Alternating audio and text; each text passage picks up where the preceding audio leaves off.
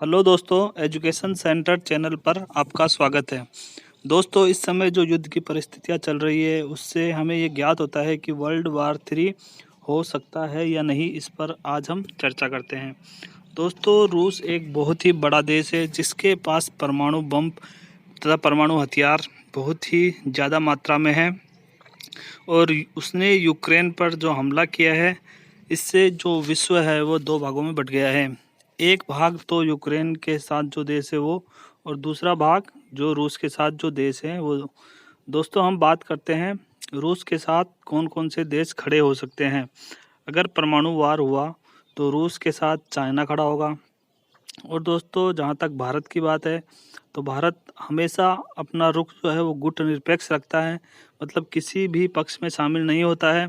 लेकिन अगर युद्ध बहुत बड़ा हुआ तो शायद अगर हमें साथ देना पड़े तो हम रूस के साथ ही खड़े होंगे, क्योंकि रूस ने 1971 की लड़ाई में भारत का साथ देने के लिए मतलब वो खड़ा था।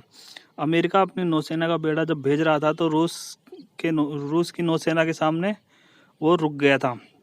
इसी प्रकार दोस्तों, जो यूक्रेन है उसके साथ आपको पता है सभी यूरोपियंस जो कंट्री है वो सब यूक्रेन के साथ खड़े हैं, और अमेरिका भी यूक्रेन के साथ खड़ा है, और नाटो देशों का जो 30 देशों का जो समूह है नाटो, वो सब देश भी यूक्रेन के पक्ष में ही दिख रहे हैं। लेकिन दोस्तों, अगर वर्ल्ड वार हुआ तो किसी का भी फ़ायदा नहीं होगा, क्योंकि अधिकतर देशों के पास जो है वो परमाणु हथियार है, और अगर परमाणु हथियार का उपयोग होता है तो विनाश ही विनाश संभव है। दोस्तों, रूस जो है वहाँ के जो राष्ट्रपति है पुतिन, वो एक बहुत ही बड़े राजनेता हैं तथा उनको सब पता है कि मतलब अमेरिका कब युद्ध में आ सकता है। तो इस प्रकार उनकी तैयारियां पूरी है, और अमेरिका के जो बाइडेन हैं वो भी कम नहीं है, उनके पास भी हथियार बहुत ही ज़्यादा है, परमाणु हथियार। तो इस प्रकार दोस्तों, अगर विश्व युद्ध होता है तो ये बहुत ही बड़ा खतरनाक युद्ध हो सकता है।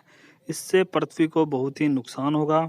तो दोस्तों, जो न्यूक्लियर बम हैं उनका उपयोग करने पर आपको पता है विनाश किस हद तक हो सकता है। जापान पर अमेरिका ने 1945 में हिरोशिमा और नागासाकी पर जो बम गिराए थे उसका विनाश आज भी हमें देखने को मिलता है। तो दोस्तों, ये कोई बहुत ही दुख की बात है कि युद्ध जो है वो विश्व युद्ध का रूप धारण करने वाला है, तथा रूस किसी के रोकने से रुक भी नहीं रहा है, और दोस्तों यूक्रेन जो है वो रूस की बात मान भी नहीं रहा है। तो दोस्तों, इस प्रकार जो है वो विश्व युद्ध हो भी सकता है। तो इसके लिए सभी देश अभी तैयार हैं तथा अपनी सैनिक गतिविधियों को सभी देश तेज कर रहे हैं। लेकिन दोस्तों, विश्व युद्ध होना इतना आसान नहीं है, क्योंकि विश्व युद्ध जो है वो इससे पहले विश्व युद्ध प्रथम और विश्व युद्ध सेकंड हो चुका है। तो सभी देशों को पता है इसकी भयानकता किस हद तक जा सकती है। जो विश्व सभी देश है जो अगर युद्ध करते हैं तो उसके बाद उनकी जो इकोनॉमी है वो बहुत ज़्यादा डाउन हो जाती है, तथा फिर उससे उभरने के लिए बहुत सारे साल उन्हें लग जाते हैं। तो विश्व युद्ध करना कोई मामूली बात नहीं है।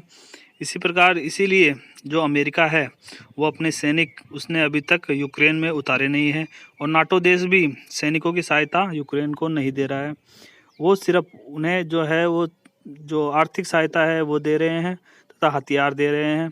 लेकिन अगर दोस्तों रूस ने इस बात को भी अगर गलत मान लिया, और जो वो हथियार नाटो देश यूक्रेन को दे रहे हैं और उसका उपयोग अगर रूसी सैनिकों पर होता है तो रूस शायद इससे नाराज़ होगा, और रूस विश्व युद्ध के लिए भी पहल कर सकता है। तो दोस्तों, हमारा जो देश है भारत, वो हमेशा से ही गुटनिरपेक्ष नीति अपनाता है। हम पहले युद्ध नहीं करते हैं, लेकिन अगर कोई देश हम पर युद्ध करता है या थोपता है तो फिर हमें उसका जवाब देना भी आता है। और हमारे जो प्रधानमंत्री है नरेंद्र मोदी, उनको तो आप अच्छे से जानते ही हैं। अगर किसी देश ने हम पर युद्ध थोपा तो हम पीछे हटने वाले भी नहीं हैं। तो दोस्तों, इस प्रकार जो अभी परिदृश्य जो दिखाई दे रहा है वो तो तृतीय विश्व युद्ध का ही दिखाई दे रहा है। लेकिन जहाँ तक मेरा मानना है तो तृतीय विश्व युद्ध नहीं होगा। कोई ना कोई पहल करके रूस और यूक्रेन को वार्ता के लिए आमंत्रित किया जाएगा, और उनमें आपसी सहमति बनाई जाएगी और इस युद्ध को रोका जाएगा। धन्यवाद दोस्तों। अगर आपको ये जानकारी अच्छी लगी हो तो आप हमारे चैनल को सब्सक्राइब कर सकते हैं। आगे भी इसी प्रकार की ज्ञानवर्धक वीडियो आपको देखने को यहाँ मिल सकती है। एक बार फिर आपको कहता हूँ दोस्तों, हमारे चैनल को आप सब्सक्राइब कर दीजिए। धन्यवाद दोस्तों।